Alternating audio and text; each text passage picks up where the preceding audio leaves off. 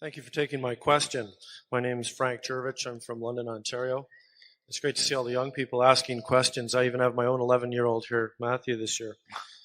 I first wanted to start by passing on a message from my wife to you, Mr. Buffett, and that is, thank you, Mr. Buffett, for your autograph that Frank brought back last year. However, quite frankly, the ring in the Borsheim's box you autographed was far more precious. You can repeat that if you'd like. My question relates to the future of Berkshire. Back in 1994, there was a PBS video interview of you at the Flagler Business School, and I believe you said Berkshire was not an insurance company. It appears that's not quite the case as much anymore, and I suppose insurance acquisitions will provide the financial fuel and the stability the Johns Manvilles and Mid-America types of acquisitions will need for their future growth.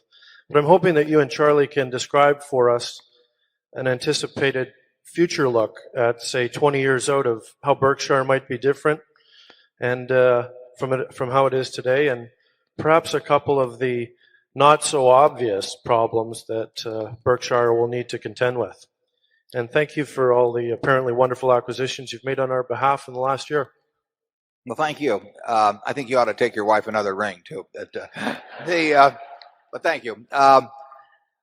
We actually, as long ago as I don't remember whether it was in the 1980 annual report, but at least 20 years ago, we did say that we thought insurance would be our most significant business over time. We had no idea that it would get to be as significant as it is, but we've always felt that was we would be in many businesses, but that insurance was likely to be our largest business. Right now, it's not our largest business in terms of employment. It's our largest business in terms of revenue, and we would hope it gets a lot bigger over time. We don't have anything in the works that would make that happen, although we will have natural growth in what we already own.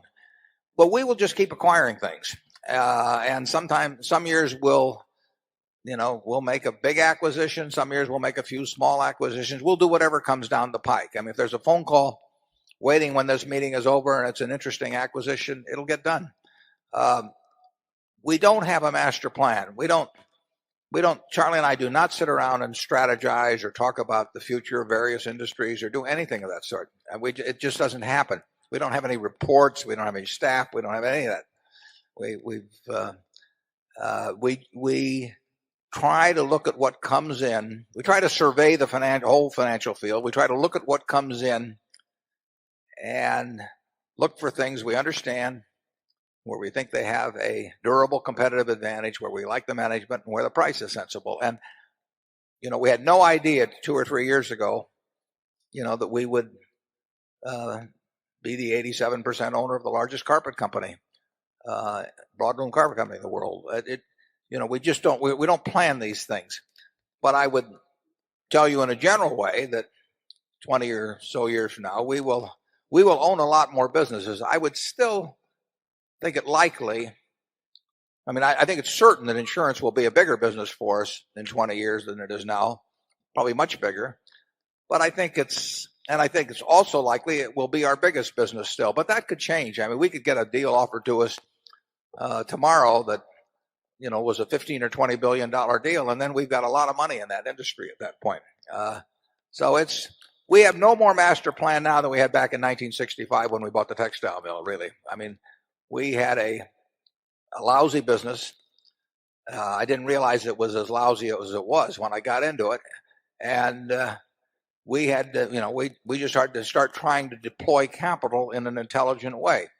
But we've been deploying capital, since I was 11. And I mean, that's our business, and we enjoy it.